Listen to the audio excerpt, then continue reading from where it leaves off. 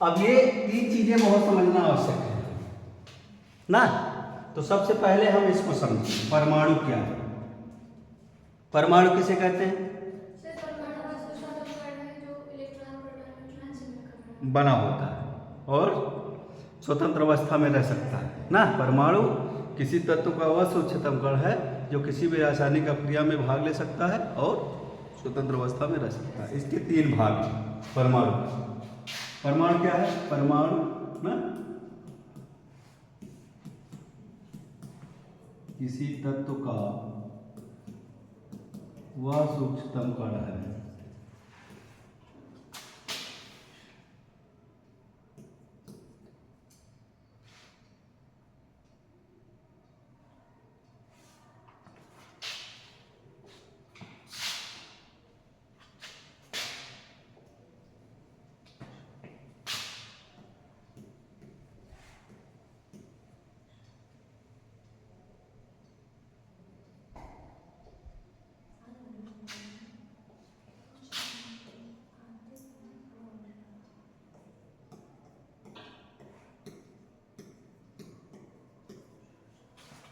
परमाणु किसी तत्व का वह सूक्ष्मतम कण है जो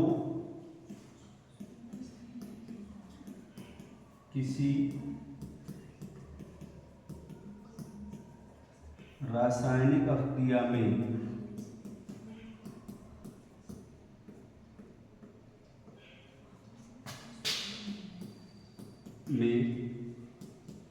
भाग ले सकता है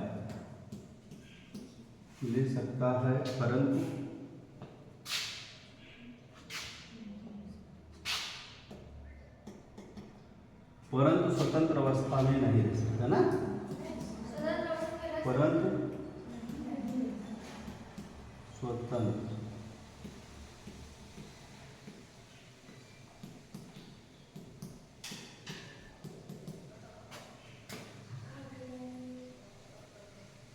स्वतंत्र अवस्था में नहीं रह सकता।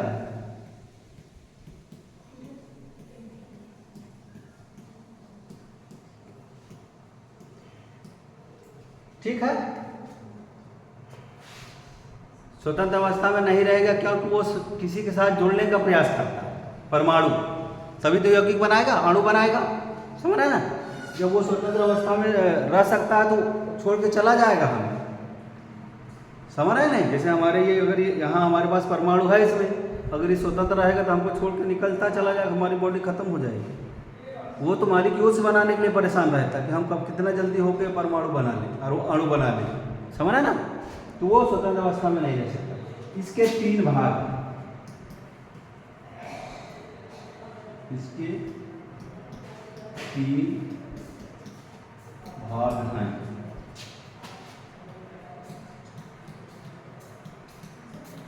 Electron, proton, neutron. ठीक, तो परमाणु के कितने भाग हैं? तीन भाग हैं ना, इलेक्ट्रॉन, प्रोटॉन और न्यूट्रॉन। परमाणु समझ में आ गया सबको? कोई प्रॉब्लम तो नहीं रहेगी, एग्जाम में आगे लिख लेंगे। परमाणु किसी तत्व का वह उच्चतम कण है जो किसी रासायनिक अभिक्रिया में भाग ले सकता है परंतु स्वतंत्र अवस्था में नहीं रह सकता। इसके तीन भाग हैं, इलेक्ट्रॉन, प्रोटॉन और न्यूट्रॉन। इलेक्ट्रॉन की खोज किसने की थी? सर जे थॉमसन, है ना, जे थॉमसन। प्रोटॉन की खोज किसने की थी? रदरफोर्ड ने। ठीक, न्यूट्रॉन की खोज किसने की थी? चैडविक ने।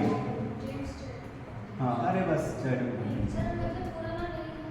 पूरा नाम नहीं आएगा आपकी किताब में पूछे। हाँ हाँ, पूरा नाम तो है ही।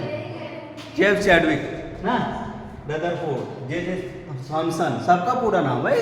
तो उनका नाम थोड़ा लंबा रहता है, माँ बाप गांव सब जोड़े रहते हैं उन लोग अपना, जो साउथ वालों के तरीके, इसलिए उनका नाम थोड़ा बड़ा है। तो हमको उनका बड़ा नाम का जरूरत नहीं है, बस यही याद कर लें भाई।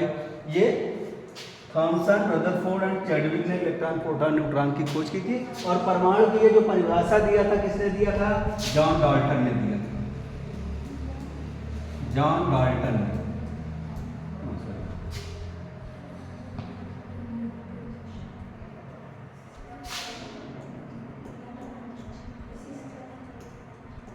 जॉन डॉल्टन नामक वैज्ञानिक ने, इंग्लैंड का वैज्ञानिक था, ब्रिटेन का, उसने ही जो है ये परमाणु वाली ये परिभाषा दी। लेकिन उसको इसके बारे में पता नहीं था कि परमाणु का भी डिवीजन कर सकते हैं, समझ रहे नहीं। जैसे हमारे यहाँ के एक महर्षि कणाद थे ना, 500 ईसा पूर्व में महर्षि कणाद एक थे।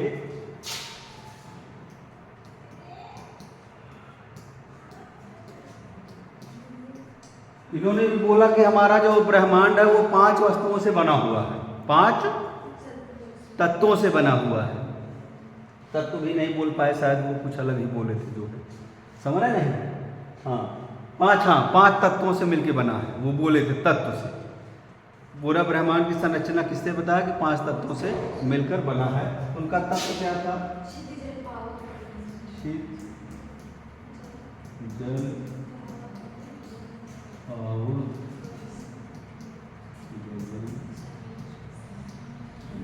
इसमें ये कोई भी तत्व नहीं है,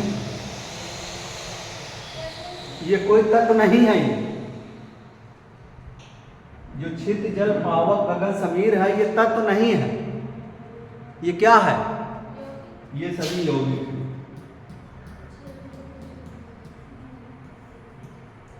समझ रहे नहीं? तो उनके अंदर जॉन डाल्टन से कम पावर था, मान के चलिए। वैज्ञानिक सोच क्या है कि भाई हम जो बात दें उसका प्रमाण दें, ये वैज्ञानिक होता है। और जो ऋषि मुनि लोग होते हैं वो बोल के चले जाते हैं, हम लोग रटे रहते हैं, भाई हाँ चलो उन्होंने बोल दिया तो हम मानते रहते हैं, कोई प्रमाण की बात नहीं करते हैं। उन्होंने बोला हाँ, उनका बोलना चाहिए कि भाई हमारा जो पूरा ब्रह्मांड है इन 5 यौगिकों से मिलकर बना है। उनको यौगिक और तत्व के बारे में डिफरेंस नहीं था, उनको मोटा मोटा आता था ना, क्योंकि उस ज़माने में माइक्रोस्कोप नहीं था और इनके ज़माने में माइक्रोस्कोप था। ये चीज़ों को हाँ, उनके अंदर भाई वो चीज़ें डेवलप नहीं थी। महर्षि कणाद जो हैं वो तत्व और यौगिक में अंतर करना नहीं जानते, ये समझने की बात है। उनका भी कुछ कहना गलत नहीं था, लेकिन वो जब इसका उतना माइनर इंस्ट्रूमेंट ही हमारे पास नहीं है, जैसे हमारे पास ये वाला बोर्ड नहीं होता तो का हमको थोड़ा कष्ट होता ना। पहले पता चला हम डस्टर ढूंढते थे रोजाना जाके वहाँ, अभी डस्टर का ज़रूरत नहीं है। इतना फ़ायदा है यहाँ कि रोज़ भाई डस्टर लाओ, मार्कर में स्याही भराओ, मार्कर फेंको वाला सब लफड़ा खत्म हो गया है। अभी जब चलेगा तो काम सही है, नहीं चलेगा दूसरा आएगा वो। ये अच्छा है इस वाले में हम लोगों के लिए। तो वही बात महर्षि कणाद का है कि उन्होंने जिसको तत्व बोला है वो तत्व नहीं था, वो सभी यौगिक है, बड़े यौगिक में आते हैं। जैसे हमारा जो संसार, ये जो आपका आसमान है, जल है, आग है, ये आपका आकाश है, हवा है। तो हवा is a mixture of gases, gas के जो मिश्रण है वो हवा है। अब अगर इसमें जलवाष्प भी है तो जलवाष्प अपने आप में भी एक यौगिक है ही जलवाष्प वातावरण में हमारे। अमोनिया गैस है वो भी यौगिक है, सल्फर डाइऑक्साइड है यौगिक है, CO2 है, ये सभी यौगिक है ना। तो उनको इससे इतना माइनर चीज़ों के बारे में जानकारी नहीं थी, because there is no invention of microscope. अगर उनको माइक्रोस्कोप उनके पास होता तो वो चीज़ों को देख सकते थे। उनके पास माइक्रोस्कोप नहीं था, फिर भी कोशिश किया कुछ बताने का। लोग भाई अगर पूछते लोग, उनके चेले पूछते कि भाई गुरुजी जो पूरा संसार बना है कैसे बना है, तो उन्होंने बता दिया भाई इन्हीं सब चीज़ों से बना है। ये भी कम नहीं है, अपने बच्चे को सेटिस्फाइड भी तो करना चाहिए। अगर कोई छोटा बच्चा हमसे सवाल पूछता है तो उसका प्रश्न का उत्तर नहीं देंगे तो वो सोचेगा ये बेकार है, इसलिए उसको संतुष्ट करने की ज़रूरत है। तो इनका नाम जो है बोलते हैं कि ये कणों का डिस्कवरी जो हमारा है, इन्होंने ही पहली बार कोशिश करा इस काम के लिए, समझ रहे नहीं। लेकिन आधुनिक जो साइंटिस्ट हैं ये जॉन डाल्टन से भी माइनर चीज़ें खोज रहा है ये थॉमसन, रदरफोर्ड और चैडविक ना। इन्होंने परमाणु को भी डिवाइड कर दिया, परमाणु के अंदर भी अलग अलग जो है भाग निकाल दिया कि भाई नहीं देखो परमाणु में भी बहुत भाग है। परमाणु का संरचना के आधार पे कितने भाग हैं?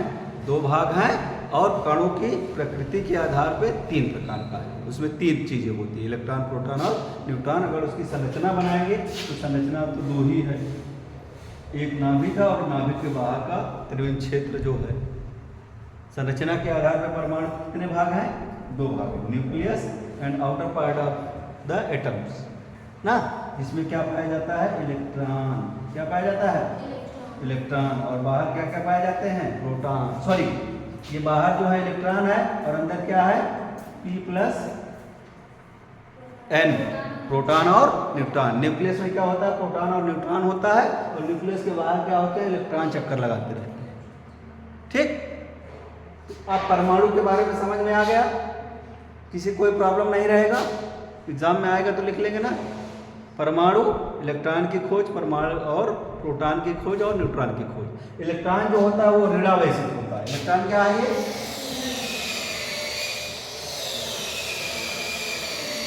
ऋणावेशित, स्मॉल n से निरूपित करते हैं। प्रोटॉन धनावेशित, P प्लस से डिनोट करते हैं। ये क्या है? उदासीन। ये उदासीन है, इसको N0 से प्रदर्शित करते हैं। ठीक है, उदासीन का मतलब इसके पास कोई चार्ज नहीं, ये मरा हुआ जैसे ये रखा है, इसके पास कोनो मतलब नहीं है, हम ही चलाएंगे तो चलेगा, नहीं तो ऐसे बंद रहेगा। वही हाल न्यूट्रॉन का भी। वो न्यूट्रॉन का उपयोग हम कर सकते हैं लेकिन अपने से वो कुछ नहीं कर सकता। इलेक्ट्रॉन तो भाई घूमता रहता है हर समय, कोई मिला उसे से जुड़ जाएगा। हाँ, वो स्वतंत्र अवस्था में, जो इलेक्ट्रॉन है वही तो स्वतंत्र है ना, वो स्वतंत्र अवस्था में है और जिससे चाहता है उससे मिल जाता है। कैसे मिल जाता है? जब वो सेटिस्फाइड नहीं रहेगा तो वो तुरंत ही मिल जाएगा, जाके यौगिक बना लेगा। इलेक्ट्रॉन क्या करता है? जब वो स्वतंत्र है तो वो किसी से जुड़ने का प्रयास करता है और जुड़ जाएगा तो फिर वो तत्व से हट करके क्या बना लेगा? यौगिक में कन्वर्ट हो जाएगा या अणु बना लेगा। अणु बना लेगा। जो परमाणु का इलेक्ट्रॉन घूम रहा है वो किसी से जुड़ के क्या बना लेगा? अणु बना लेगा। जैसे हमारे पास ये कार्बन का अणु है और हाइड्रोजन का अणु कैसे होता है? H2, ऑक्सीजन का O2 ना। और हाइड्रोजन परमाणु क्या है? H, ऑक्सीजन परमाणु क्या है? O। समझ रहा है ना? ऑक्सीजन का परमाणु और ऑक्सीजन के अणु के संकेत में डिफरेंस है, ये बात जानते हैं नहीं? ऑक्सीजन के परमाणु, ऑक्सीजन का परमाणु क्या है? ये ऑक्सीजन परमाणु और ये क्या है? ऑक्सीजन का अणु है। समझ रहे हैं? अब ऑक्सीजन का परमाणु जो है वो तो भाई घूम रहा है आवारा की तरीके 2,6 ना। अब 2,6 प्लस सॉरी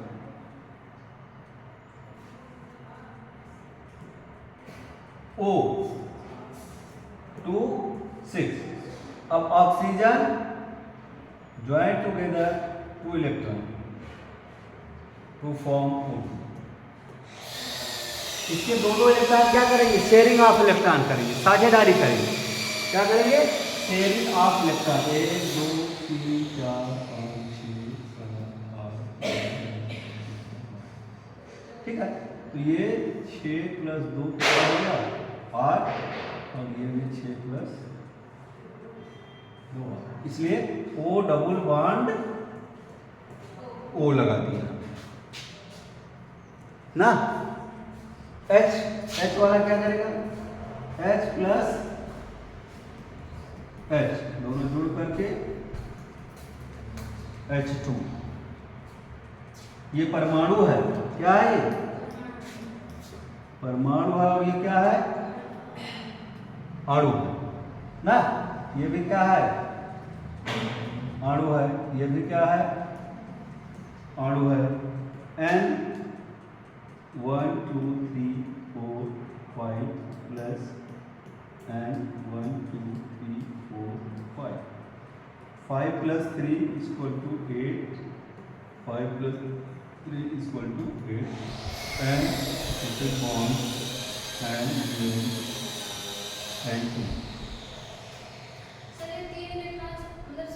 शेयरिंग कर रहा, ट्रिपल बॉन्ड लगा दिया। हाइड्रोजन एक ही कर रहा है तो एक ही बॉन्ड लगाएंगे, H सिंगल बॉन्ड H। ठीक, इसमें 2 कर रहे हैं तो डबल बॉन्ड लगा दिए, इसमें 1 कर रहा है सिंगल बॉन्ड लगा दिए, इसमें 3 कर रहे हैं ट्रिपल बॉन्ड लगा दिए ना। जब 3 इलेक्ट्रॉनों की साझेदारी होगी तो कैसे करेंगे? ट्रिपल बॉन्ड लगा देंगे। 2 का होगा तो 2 बॉन्ड लगा दे, 1 होगा तो 1 बॉन्ड लगा दे। ये साझेदारी ऑफ इलेक्ट्रॉन का है ना। 4 इलेक्ट्रॉन भी शेयर करते हैं, क्यों नहीं करते हैं? बॉन्ड 4 इलेक्ट्रॉन शेयर करेंगे तो सब सिंगल सिंगल कर करेंगे ना, जैसे H प्लस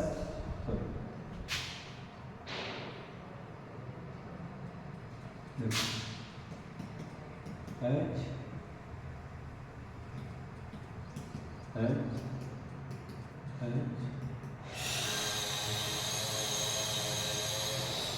4 इलेक्ट्रॉन शेयरिंग कर रहे हैं, लेकिन यहाँ पे जो हम बॉन्ड लगाएंगे क्या लगाएंगे? देखो 4 + 4 कितना हो गया? 8 हो गया, और इसका ये हो गया।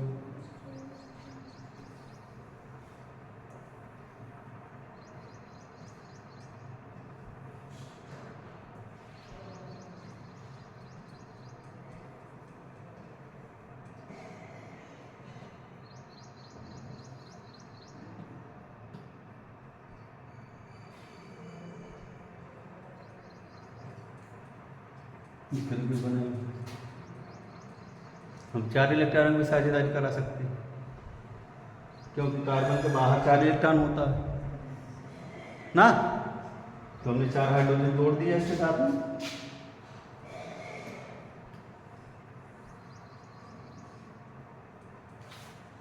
ठीक, समझ आ?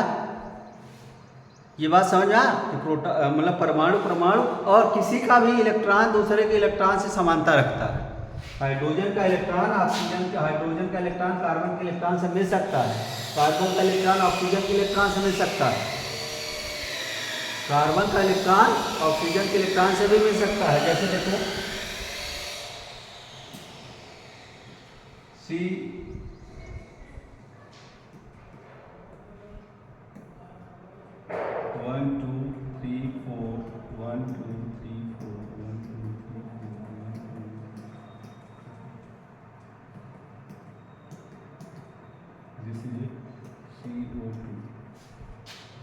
ठीक, यार C++2 ठीक, समझा? कार्बन के बाहरी कोश में 4 इलेक्ट्रॉन है, ऑक्सीजन को 6 है, तो 2 इसका साझेदारी ये कर लेगा, 2 इसका साझेदारी ये कर लेगा। इसका भी कितना हो गया? 1 हो गया। इसका भी कितना हो गया? 1 हो गया। ये अपना भाई ये कर लिया।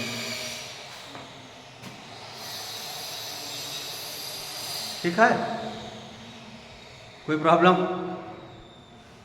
सही है ना। इस तरीके से हम परमाणु को जोड़ करके क्या बना लेते हैं? अणु बना लेते हैं, और कई अणु जोड़ करके क्या बना लेते हैं? यौगिक बना लेते हैं। बड़े बड़े यौगिक, छोटे छोटे यौगिक मिलके बड़ा यौगिक मिलके पदार्थ बना लेते हैं ना। समझ रहे नहीं? तो इस तरीके से पदार्थ कैसे बनता है? परमाणु से बनता है, परमाणु अणु बनाता है, अणु यौगिक बनाता है, यौगिक बड़े यौगिक बनाते हैं, बड़े यौगिक मिलकर क्या बनाते हैं? पदार्थ, द्रव्य बना लेते हैं ना। कुछ द्रव्य समान प्रकार के होते हैं, कुछ विषमांग प्रकार के होते हैं। ये भी होता है ना, समांगी मिश्रण और विषमांगी मिश्रण होता है, वो भी एक चीज़ है ना। तो जब समान प्रकार का ऐसा कोई चीज़ बताओ कि इसमें समान ही, दूसरा कुछ न मिला, मिक्सचर नहीं।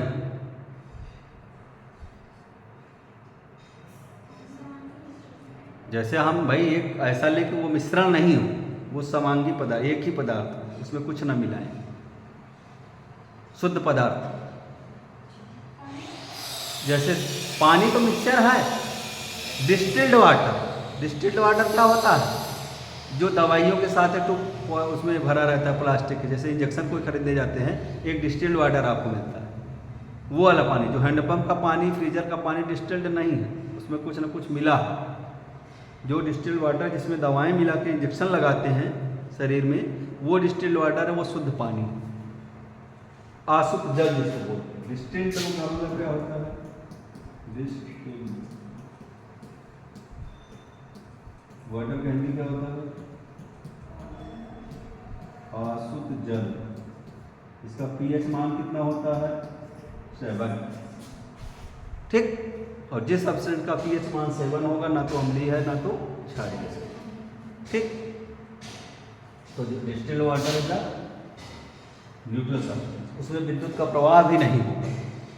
अगर उसके पानी में इलेक्ट्रिक का तार छुआ दीजिए और पानी में उंगली डाल दीजिए, दूर ही नहीं कि तार ही छू ले, तो आप करंट नहीं मारेगा। लेकिन हैंडपम्प वाले पानी में डाल कर अपना उंगली डाल देंगे, आपका जो है करंट लग जाएगा। कभी एक्सपेरिमेंट करके देखो।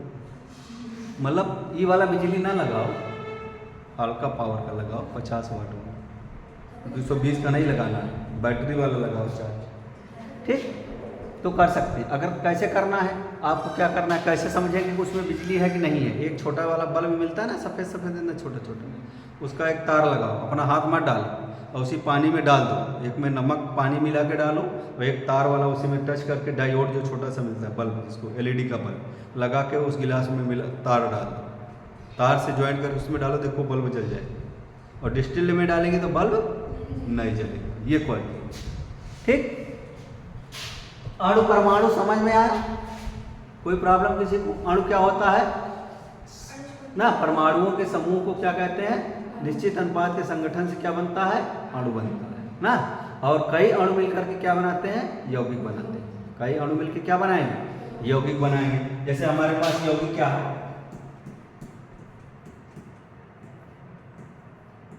यौगिक जैसे हमारे पास एक N2 है प्लस H2 है, दोनों अणु हैं। दोनों क्या है? अणु है। अब हमने इसको जोड़ करके बना लिया NH3। क्यों नहीं बनता है भाई? NH3 बनेगा। अब NH3 अब कहेंगे आप बैलेंस नहीं है, तो बैलेंस करने के लिए क्या करेंगे हम ना, 3 and 2 कर देंगे, बैलेंस हो गया ना। N2 + 3H2 = 2NH3। ये भी अणु है, ये वाला भी अणु है, ये भी अणु है और ये भी अणु है ना, मतलब यौगिक। ये क्या है? मगर अमोनिया के 2 अणु हो गए, बस फर्क कितना। अभी अमोनिया का क्या है? ये 2 अणु है। अगर इसको ऐसे कर दें, देखो N2 +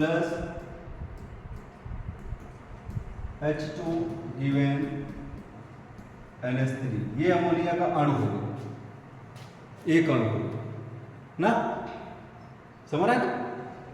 और यहां पे करते हैं हाफ, ये मतलब आधा इसका और 1.5 इसका, माने 2 हो गए। 2 का 2 से डिवाइड करते 1 बन गया। ठीक, अणु क्या है? हम समान प्रकार के अणुओं को जोड़ करके क्या बना लेंगे? यौगिक बना लेंगे। तो परमाणु, अणु और यौगिक, समझ में आया ना। अब इन्हीं परमाणु, अणु और यौगिकों से हम क्या बनाते हैं? पदार्थ बनाते हैं। पदार्थ क्या होता है? अणु से मिलकर होता है। अणु परमाणु, आपको कोई प्रॉब्लम समझ पा गए कि नहीं?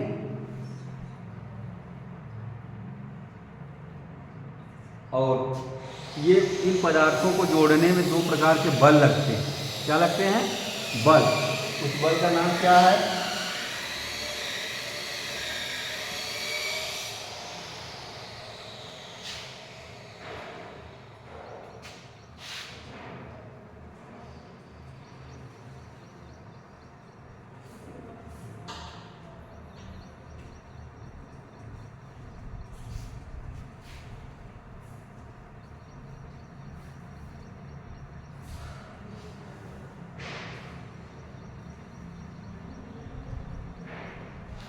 अगर जैसे हमारे पास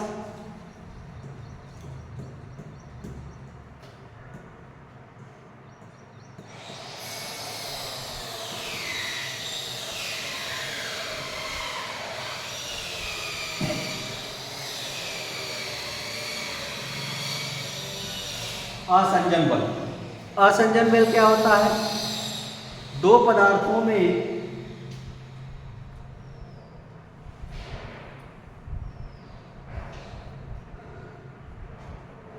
जब आकर्षण होता है तो उसे क्या कहते हैं?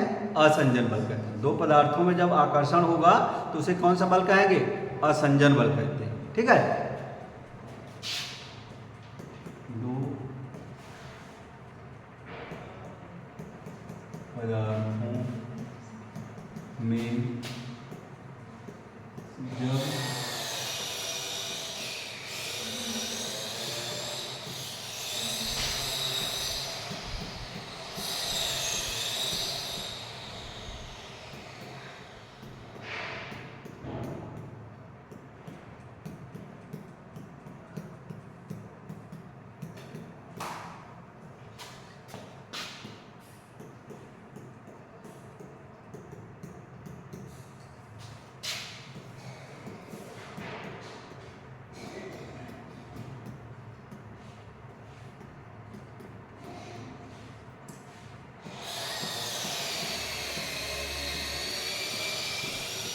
दो पदार्थों में जब आकर्षण होता है और वो एक दूसरे से चिपक जाते हैं तो उसे आसंजन बल कहते हैं। जैसे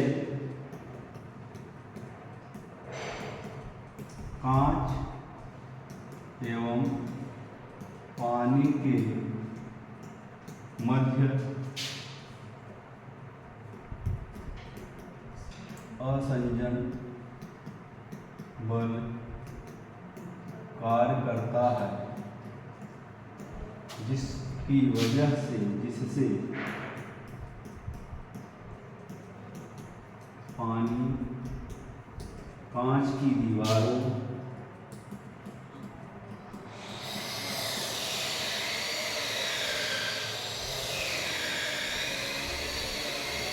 पर चिपक जाता है। ठीक है, अगर हम कांच के गिलास में पानी डालेंगे तो पानी गिलास में थोड़ा लग जाएगा ना, तो वो क्या है, कौन सा बल है, असंजन बल। ठीक, समझा ना। दूसरा बल क्या है, सहसंजन बल।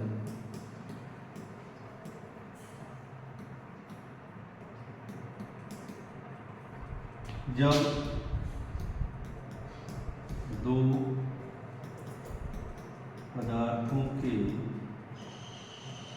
मध्य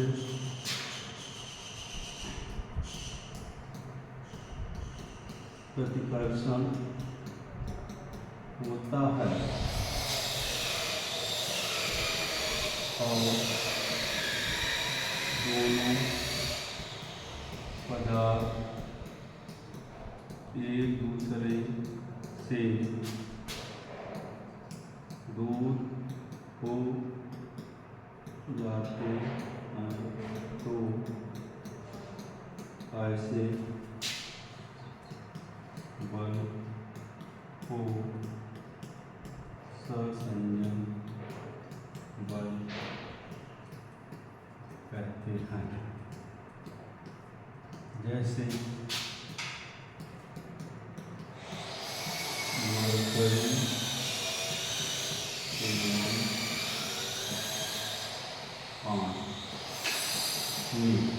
ये भी थर्मामीटर है।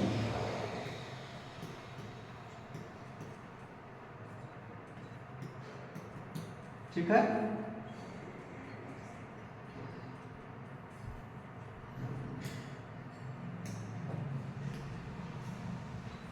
सहसंजन बल और असंजन बल समझ में आया। देखो थर्मामीटर में मरकरी रहता है, पारा, वो क्या चिपकता है क्या इसकी दीवारों से, नहीं चिपकता है ना, तो वो किस बल के कारण नहीं चिपकता है, सहसंजन बल के कारण वो नहीं चिपकता। लेकिन पानी डाल देंगे तो वो चिपक जाएगा ना, वो असंजन बल के कारण वो चिपक जाता है। तो ये दो डिफरेंट टाइप के बल हैं जिसके कारण पदार्थों का अट्रैक्शन होता है और प्रतिकर्षण होता है। ठीक है, समझ में आया सभी को, कोई प्रॉब्लम? कल हम पूछेंगे। ठीक, चलो क्या करना है, एक्सपोर्ट, ये क्या पीडीएफ,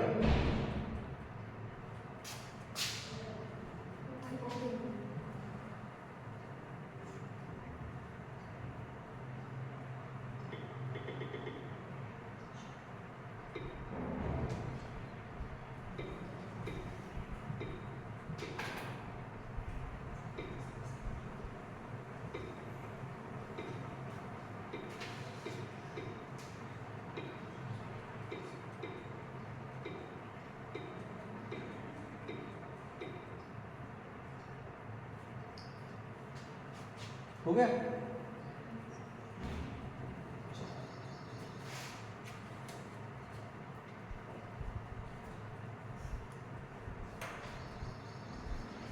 अभी कुछ पूछना? सर न्यूटन का सेकंड नियम बता दीजिए। न्यूटन का सेकंड नियम ना,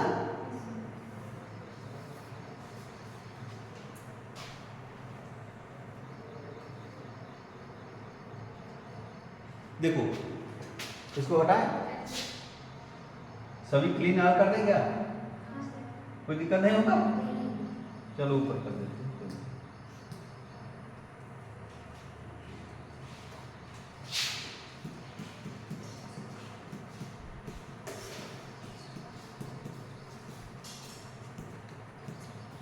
सेकंड लॉ।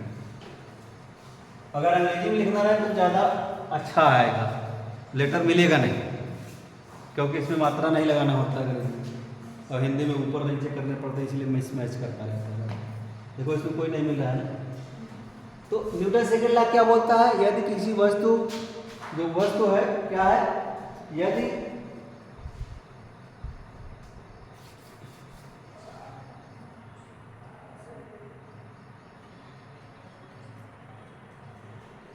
कोई वस्तु गति की अवस्था में है तो वो गति की ही अवस्था में रहेगी, या स्थिर है तो स्थिर ही रहेगी जब तक उस पर कोई बाह्य बल ना लगाया जाए ना। क्या है, हाँ फर्स्ट है ना। लेकिन द्वितीय नियम क्या बोलता है, सेकेंड लॉ ऑफ न्यूटन बोलता है यदि वस्तु को जो है